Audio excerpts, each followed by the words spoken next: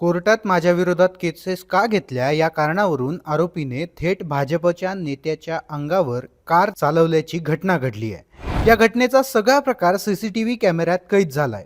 यवतमाळ जिल्ह्याच्या पुसद तालुक्यात ही धक्कादायक घटना घडली। इथं भाजपच्या नेत्याला जीवे मारण्याचा प्रयत्न करण्यात आलाय। एका आरोपीनं भाजप नेत्याला शिवीगाळ करत रस्ता अडवला, तर दुसऱ्या आरोपीनं अचानक अंगावर कार घालून जीवे मारण्याचा प्रयत्न केला।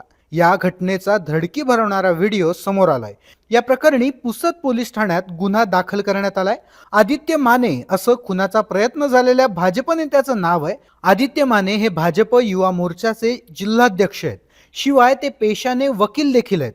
न्यायालयात आरोपींच्या विरोधात वकीलपत्र घेतल्याच्या कारणावरून हा हल्ला झाल्याची प्राथमिक माहिती समोर येते। आरोपी आशिष भानुप्रकाश कदम आणि भूषण मलोदे या दोघांनी माने यांना मारण्याचा प्रयत्न केलाय।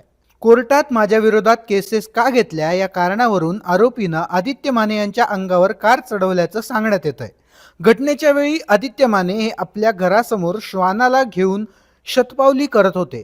यावेळी आरोपी आशिष कदम, भूषण मलोदे यांच्यासह दोघे जण गप्पा मारत होते।